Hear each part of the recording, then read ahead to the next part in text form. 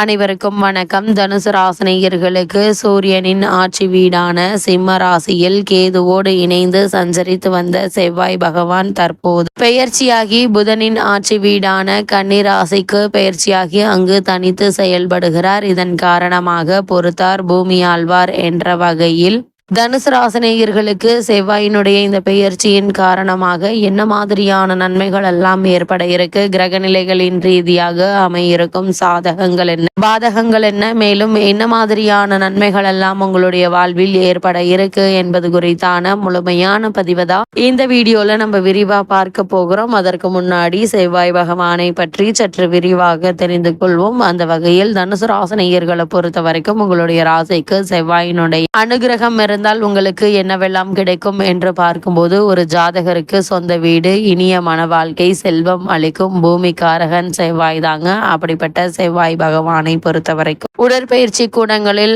ஆர்வத்துடன் உடலை வலுப்படுத்தும் பயிற்சிகளை செய்பவர்கள் பெரும்பாலும் செவ்வாயினுடைய ஆதிக்கத்தில் பிறந்தவர்களாக இருப்பார்கள். அது மட்டுமில்லாமல் ஜோதிட சாஸ்திரத்தில் பூமிக்காரகன் என்று அழைக்கப்படும் செவ்வாய் இளமை துடிப்புள்ள கிரகம். செவ்வாய் சிவந்த நிறம் கொண்டவர் என்பதால் சிவப்பு நிறத்திற்கு இவரே அதிபதியாகிறார். பூமிக்காரகன் என்பதால் மண்ணில் செய்யக்கூடிய விஷயங்கள், மண்ணால் செய்யக்கூடிய மண்பாண்டங்கள், நெருப்பு சம்பந்தமான வேலைகள், ரத்தம் சம்பந்தப்பட்ட மருத்துவ விஷயங்கள், ஆயுதம் சம்பந்தப்பட்டவை, இராணுவம், பவளம், துவரம் பருப்பு, வீரியம், இராணுவ தலைமை ஆகியவற்றுக்கு அதிபதியாகிறாரு. நவகிரகங்கள்ல மனதை இளமையாக வைத்திருப்பவர் புதன் என்றால் உடலை இளமையாக வைத்திருப்பவர் செவ்வாய். ஆரோக்கியமான முறுக்கேறிய உடல் செவ்வாயை குறிக்கும். மிகச்சிறந்த விளையாட்டு வீரர்கள், போர் வீரர்களை உருவாக்குவதும் செவ்வாய்தான். குழந்தை முதல் வயோதிக பருவம் வரையிலான மனித வாழ்க்கையில் 35 வயதுக்குட்பட்ட இளைய பருவத்தை செவ்வாய் குறிக்கிறார். இந்த காலகட்டத்தில் தான் முன் யோசனை இல்லாமல் தடாலடியாக நம்மை ஏதேனும் காரியங்கள்ல இறங்க வைப்பாருங்க. அது மட்டும் இல்லாம பொதுவாக பலம் வாய்ந்த செவ்வாயினுடைய திசை ஒருவருக்கு நடக்குமானால் அவருக்கு உடலை பாதுகாக்கும் ஆர்வம் வரும். அவர்கள் உடற்பயிற்சி நிலையங்களில் ஆர்வத்துடன் உடலை வலுப்படுத்தும் பயிற்சிகளை செய்வார்கள். பெரும்பாலும் செவ்வாயினுடைய ஆதிக்கத்தில் பிறந்தவர்களாக இருப்பார்கள். ஜாதகத்தில் செவ்வாய் வலுப்பெற்று இருப்பதை பொறுத்தே சொந்த வீடு, நிலம், மாட்டு பண்ணை, பண்ணை வீடுகள் அமைத்து தர காரணமாக இருப்பார். கூடவே மற்ற சுபகிரகங்களுடைய பார்வை இருந்தால்தான் அவற்றை முழுமையாக அனுபவிக்க முடியும். தொழில் ஸ்தானமான 10ஆம் இடத்தோடு செவ்வாய் சம்பந்தப்பட்டால் ஒருவரை விளையாட்டு, உடற்பயிற்சி சம்பந்தப்பட்ட துறைகளில் பொருளீட்ட வைப்பார். பூமி சம்பந்தப்பட்ட ரியல் எஸ்டேட் தொழிலிலும் ஜாதக கொடி கட்டி பரப்பாரு. அபாரமான லாபம் தருவதும் வீடு கட்டி விற்கும் பில்டர்களுக்கும் கோடி கணக்கில் பணத்தை அள்ளி தருபவரும் இவர்தான். செவ்வாயினுடைய இன்னொரு வீடான விருச்சகம் காலபுருஷ தத்துவத்தில் 8ஆம் இடமாக வருவதால் இன்சூரன்ஸ், மார்க்கெட்டிங் போன்ற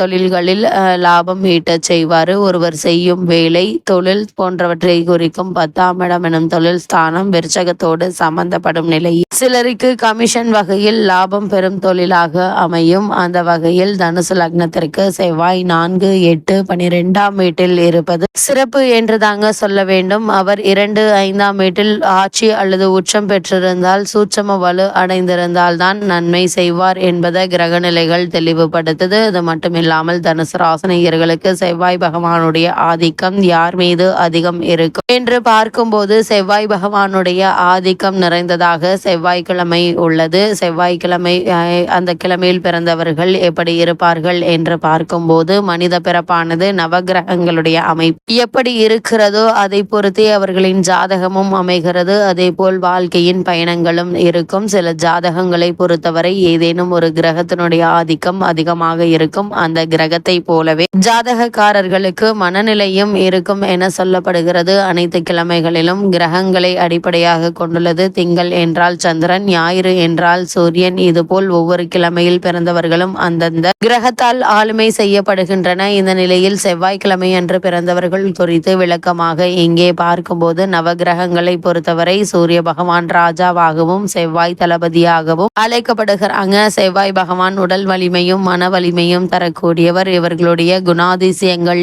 என்ன என்று பார்க்கும்போது, செவ்வாய்க்கிழமை அன்று பிறந்தவர்கள் செவ்வாய் பகவானுடைய ஆதி நிறைந்தவர்களாக இருப்பார்கள். பொதுவாக பொதுவாக அழகான தோற்றம் உடையவர்களாக இருப்பார்கள். மனதளவில் நல்ல எண்ணங்களை கொண்ட இவர்கள் எதையும் போராடி பெறக்கூடியவர்கள். மற்றவர்களின் மீது அக்கறை காட்டும் குணம் இவர்களுக்கு அதிகம் உண்டு. போலியான விஷயங்களை வெறுப்பார்கள். இவர்களுக்கு ஆரோக்கியத்தை பொறுத்த வரைக்கும் இயல்பாகவே மன வலிமையும் உடல் வலிமையும் இவர்களுக்கு அதிகமாக இருக்கும். நோய்களின் தாக்கம் குறைவாக இருக்கும். சிக்கல்கள் காரணமாக உடல் வலிமை அதிகமாக இருக்கும். நோய்களின் தாக்கம் குறைவாக இருக்கும். சிக்கல்கள் காரணமாக உடல் ஆரோக்கியம் வாய்ப்புள்ளது. தொற்று நோய்களில் பாதிப்பு வர அதிக வாய்ப்பு இருக்கிறது. அதே போல் வேலையை பொறுத்த வரைக்கும் தொழில் சார்ந்த விஷயங்களில் திறமையான செயல்பாடுகள் இருக்கும். படுத்துவிட்ட தொழிலாக இருந்தாலும் அதனை தூக்கி நிறுத்தும் பலன் அவர்களுக்கு உண்டு. மனதைரியத்தோடு எதையும் எதிர்கொள்ளும் திறன் உள்ளவர்கள். பணம் சம்பந்தப்பட்ட தொழிலில் இவர்களுக்கு இணை இவர்கள் மட்டுமே. வேலை சம்பந்தப்பட்ட விஷயங்களில் எப்போதும் இவர்களுக்கு வெற்றிதான் கிடைக்கும் என்ற வகையில் தனுசு ராசியை சேர்ந்த இவர்களுக்கு இந்த செவ்வாயினுடைய பெயர்ச்சியின் காரணமாக தனுசு ராசியை சேர்ந்த மூலம், போராடம், உத்திராடம் முதல் பாதம் வரை உள்ள நட்சத்திரக்காரர்களுக்கு என்ன மாதிரியான நன்மைகள் எல்லாம் அவங்களுடைய வாழ்வில் ஏற்பட இருக்கு என்று பார்க்கும்போது தனுசு ராசி நேயர்களை பொறுத்த வரைக்கும் 3ல் உள்ள சனி, அவரோடு இணைந்த ராகு, 7ல் உள்ள குரு முதலிய கிரகங்கள் சாதகமாக இருக்கின்றன. குறிப்பாக ராசிநாதன் சாதகமாக இருப்பது மேலும் சிறப்பு வாய்ந்த கிரக சஞ்சாரம் என்று தாங்க சொல்ல வேண்டும். அதனால் மனதில் உள்ள எண்ணங்கள் செயல் வடிவமாக இருப்பது சிறப்பு. அதனால் மனதில் உள்ள எண்ணங்கள் செயல் வடிவத்துக்கு வர இருக்குது. வருமானம் என்பது இத்தருணங்கள்ல நன்றாக இருக்குங்க. தொழில் மற்றும் வியாபாரத்தில் நல்ல ஒரு முன்னேற்றத்தையும் இப்போது நீங்கள் தாராளமாக எதிர்பார்க்கலாங்க. நீங்கள் முயற்சி இருந்தால் எதையும் வெல்லலாம் என்பதை கிரக நிலைகள் தெளிவாகவும் உறுதியாகவும் எடுத்து காட்டுதுங்க. இந்த தருணங்களை பொறுத்த வரைக்கும் முயற்சி ஸ்தானத்தில் உழைக்கும் கிரகங்கள் சனி, ராகு இருப்பதோடு குருவினுடைய பார்வையும் கிடைப்பது நேர்மறை பலன்களை காட்டுதுங்க. குடும்ப சூழ்நிலை சாதகமாக இருக்கும். நீங்கள்